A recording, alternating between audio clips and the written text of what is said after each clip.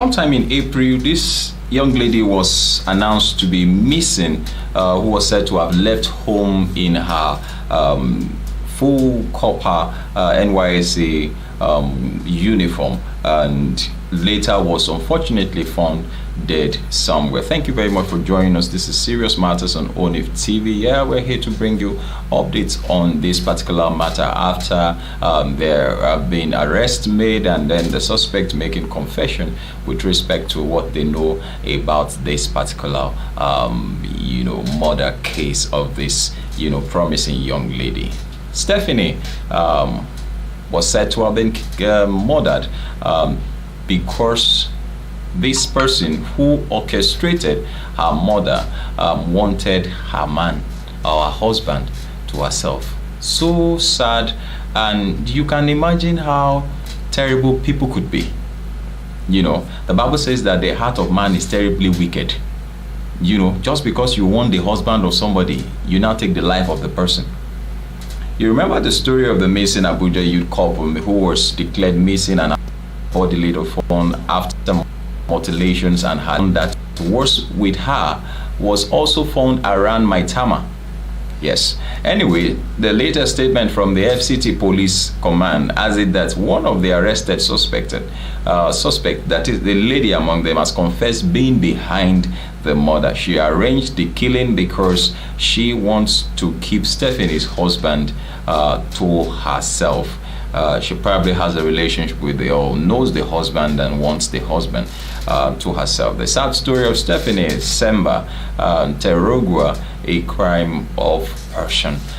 So sad, a particular story. I'm sure you guys have been following this particular story. Yeah, it is something that we should discuss and look at it and see how we can learn one or two things from the story, this sad story. These things happen so that we who are still alive anyway should be able to learn. Stephanie was beautiful, and at 26 her life was just starting. She was serving in Abuja, where she lived with the love of her life, Edward Achado, with their 1 year 5 months old son. On April 14, 2022, she stepped out with her son to go for her CDS. She planned stopping by at Jennifer's place, on her way to her CDS. Jennifer had earlier called her to come get a phone. Jennifer was someone she knew through her husband, Edward. Edward had introduced her as his friend. What Stephanie didn't know, however, was that Edward and Jennifer used to date. That's so we've got to just be very, very careful. Now, Edward had moved on to Stephanie, and Jennifer was having none of it. Unknown to Stephanie, Jennifer had hatched a plan with her accomplice to abduct and kill her so as to have Edward all to herself. So on that particular day in April, when Stephanie dropped by, she was grabbed and tied. Jennifer then baited her with acid, which led to her death. Having successfully completed this hideous task, they dumped her body on a deserted road at about 3 a.m. Her son was, however, abandoned at a Catholic church. When Stephanie didn't show up for her CDS, a missing person report was filed by her colleagues. They also launched a campaign on social media. Her decapitated body or corpse was, however, found some weeks later by the police because her body was found still in her NYSC khaki uniform. They figured this must be the missing couple they've been looking for. Her husband was brought in to identify the body, which he positively the accomplice are now in police net. It is not, however, known if Stephanie's husband was in the know of the plan to kill his wife. One question to ask, though, is was Edward still in a romantic relationship with Jennifer after moving on with Stephanie?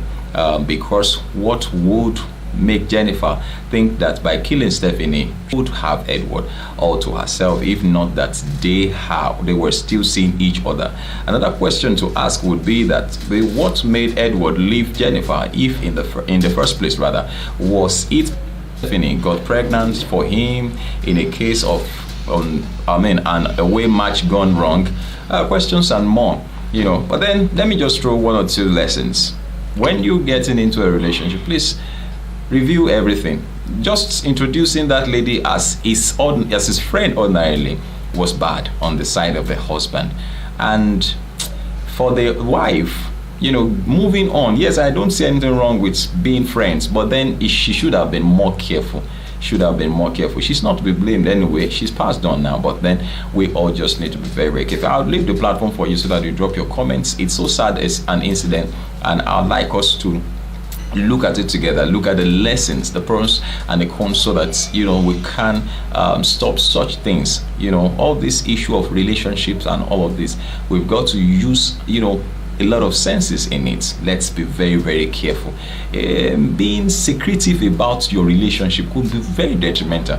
Now, a lot of things will still come out, but if for the sake of having her husband, you have taken her own life, then you will not be free to live with the husband. If the husband does not know anything about it, then interestingly the husband will move on. And but then look at the son.